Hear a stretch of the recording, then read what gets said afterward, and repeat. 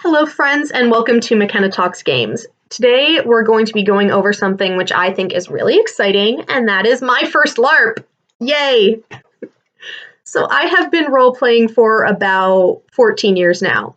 I cut my teeth, as it were, in early high school with free-form play-by-post games, which is a fancy way of saying that my friends and I would pass a notebook back and forth across a table during study hall, or chat back and forth on an instant messenger or live journal or whatever RP forum we happened to be haunting at the time. They were less games and more really cheesy fiction. We didn't use any formal mechanics, more just talked back and forth out of character about what we thought would be the most interesting narrative events and then typed up prose responses in character once we had a good idea of where the story was going.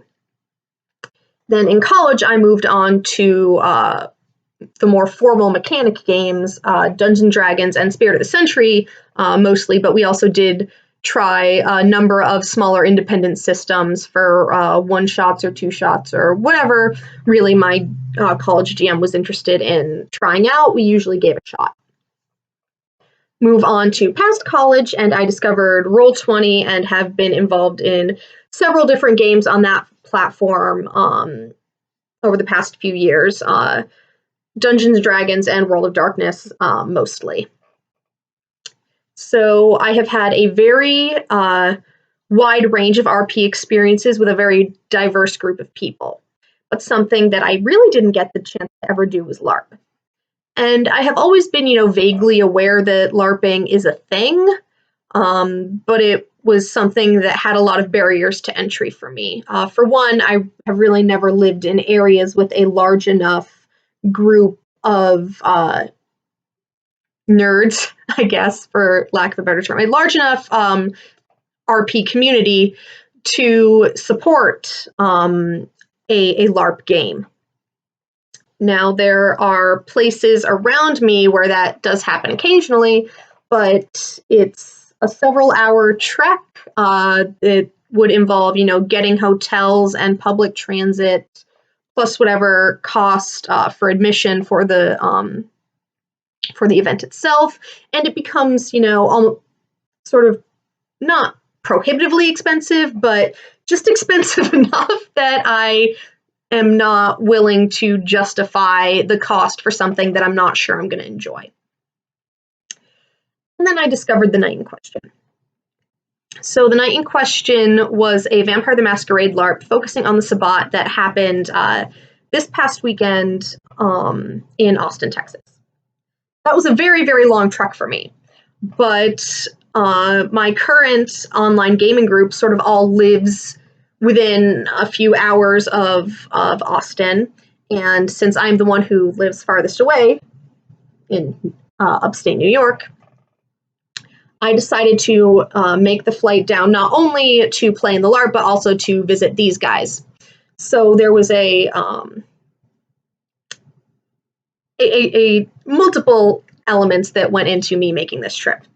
And then two of my gaming group also decided to join me at The Night in Question, which was awesome because if I had gone by myself, I think I would have had a different experience. So, like I said, The Night in Question was a sabbat LARP. It was a one-night event, and it lasted for roughly 6 hours. Well, the event itself, or the LARP itself, rather. The event also was made up of a couple safety and character workshopping seminars that were also really fun. So why I liked this LARP so much, and yes, I loved this LARP. It was honestly one of the most amazing experiences that I have ever had. It's not the top, obviously, that would be leaning a little too much on hyperbole, but it was definitely something that I will remember for the rest of my days. Now, it was run by a Austin-based studio called Jackalope LARP Studios, and they did a fantastic job putting it together, so kudos to them. If you ever have a chance to get involved in any of their other events, I know that this was their first vampire one, but they've worked with other systems before. Please do give it a shot. The people who run it are wonderful. and you're going to have a great time. So the plot of the night in question, though, was that there was an illegal rave outside of Austin that served as a mass embrace for the Sabbat, who were going to take their new recruits and toss them at the Camarilla the next night in a siege on the city of Austin. So we played that mass embrace. I began the night as a mortal. The mortals were separated into groups so that everyone sort of had a small group to play with within the larger group. There were over 115 people at this event, so it was really nice to, have the smaller microcosms of character interaction rather than being overwhelmed by all of the people you could potentially. I was a member of the Freaks and the Geeks, a dysfunctional group of friends who stuck together not because they really liked each other, but because they disliked everyone else more. So there was a lot of conflict and a lot of tension between them, but once an outside force came in to try to threaten anyone, they banded together, and it was very much them against the world. So we had my character, Margaret, who was a sort of music metal snob who treated the group like her children. She was either the big sister or the mama bear, or however you want to work that analogy. Then we had a cynical gothic artist named Winter. We had a very, very frustrated fantasy novel nerd named Gabe. We had Ian, the prodigy who had, graduated from college and was working on his master's at a very young age. And we had a girl who wrote essays for a living so that other people could do well in college. And we had a troublemaker who stirred the pot and tried to troll everyone and was really good at starting fights. And so the troublemaker was Ripley, and the essay writer was Allison. So we started the game really sort of at each other's throats. No one was happy to be there. They all had their own issues and their own drama. And my character specifically spent the early parts of the evening herding cats, trying to get her friends to stop doing self-destructive bullshit. It was exhausting for her. And then the actual embraces started. And so the night shifted from one of tension and conflict within Margaret's circle to one without. Her friends started disappearing, weird things started happening to them, and she was, trying again to herd cats to pull them all together so that they could stay safe. And of course this didn't work because this is a horror game. And she ended up finding herself becoming a sabbat shovelhead. She was embraced into the Zemitzi, which I thought was kind of a good fit for her. And her pack itself was not such a great fit for her, but I'll get to that in a second, because I want to continue to talk about the Freaks and the Geeks and their groups resolution, I think.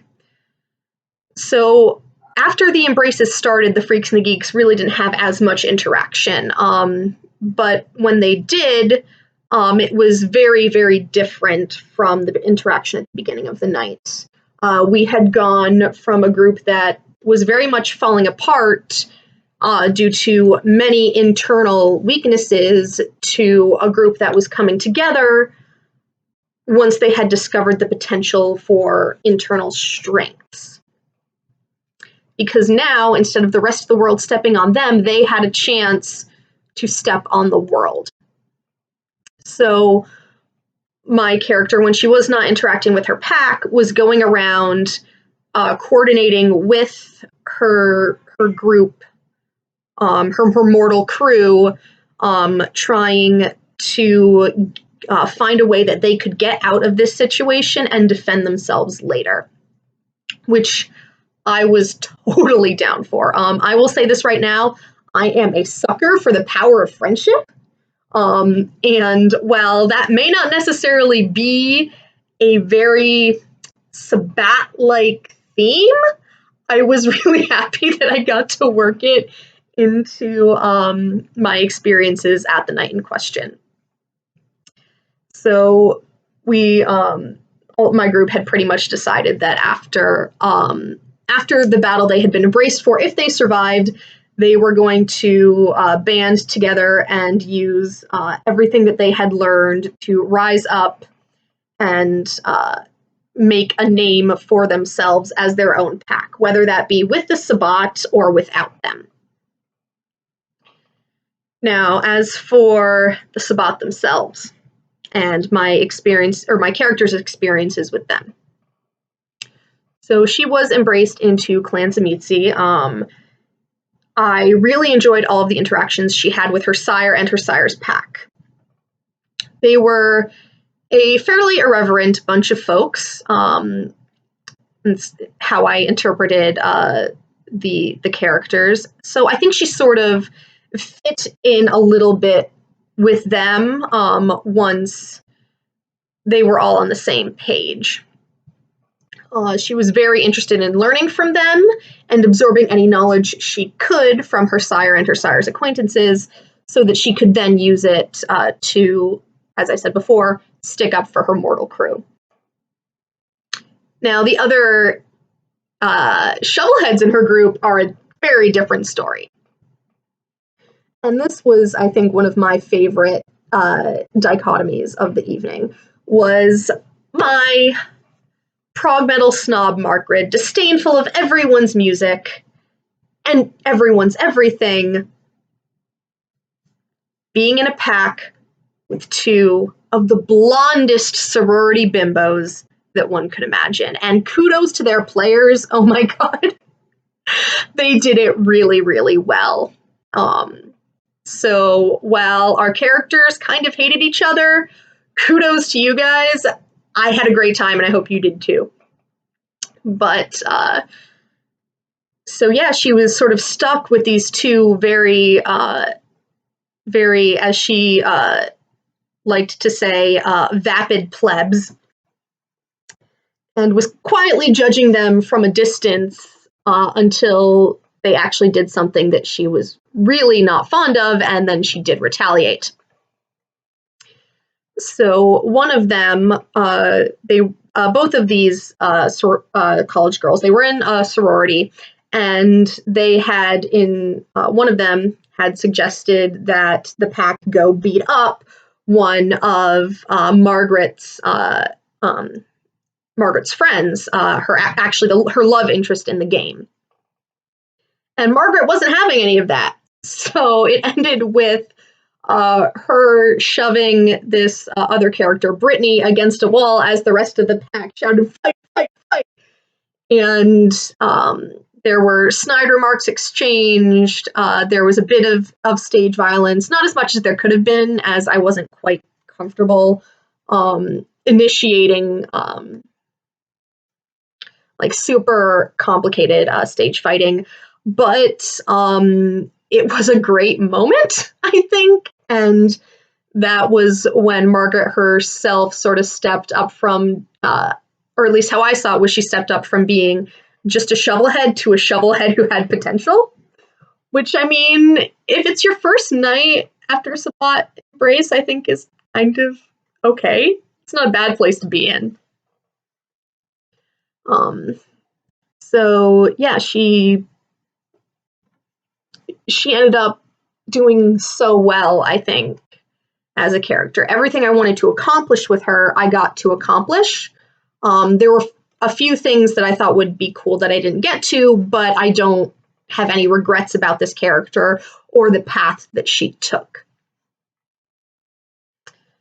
Now, I can't speak for the experiences of the other characters in in the game. Like I said, it was a huge group of people, and there was no way that I would be able to interact with everyone and hear everyone's stories. So that, yeah, that's not a bad thing. And I definitely look forward to talking more with the other players in the game and hearing about what happened to them.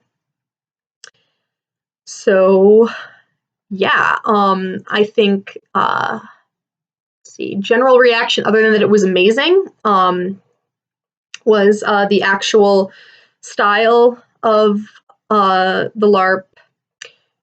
I guess it's called Nordic style LARPing, which is a separate beast from the more competitive LARPs, which bring up or make up the majority of LARP events.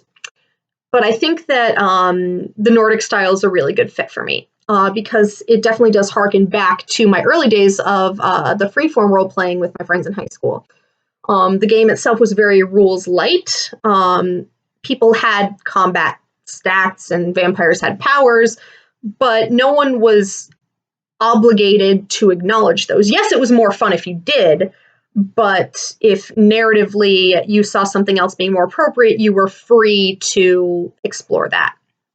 And there was a lot of out-of-character collaboration, both in-game and out-of-game, to make sure everything flowed smoothly, which is something that was really surprising, actually, given the amount of people there. You wouldn't think when you have over 100 folks each coming to an event with their own expectations and their own wants and their own needs that, you know, they would all be as in sync and on the same page as we were. But color me surprised. I found that the group itself was very, very welcoming and very supportive. And not once did I ever feel like I was out of place. And as a newer LARPer, that meant the world to me. Even in game, when I felt sort of like I didn't know what my character wanted to do or what would be most interesting for her to do, there was another player there who would sort of give me a push in a direction to keep the story flowing. And I am so very, very grateful for that. The workshops themselves, where we learned to do that, were super, super awesome. And I think did a lot in terms of keeping everyone on the same page. So again, kudos to the Jackalope staff for making that happen. Yeah, trying to think of anything else. There were, I do have a few criticisms, not about the event itself, because like I said, or the events of the event, because like I said, those were awesome, but just in terms of some organizational type stuff, I thought that there could be better signage at registration. I found that a lot of people were getting to the hotel where the workshops were and weren't exactly sure where to go if they weren't staying at the hotel themselves. But that's a minor thing. Other than that, super amazing experience. Thank you so much to the Jackalope staff for making it happen. And I really, really hope that you guys can put something together like this again, because I would fly to Austin again in a heartbeat for another night in question. And yeah, thank you for making my first LARP amazing. And to my viewers, thank you for letting me go on this rant. I hope it was enjoyable to you. And I will see you next time on McKenna Talks Games.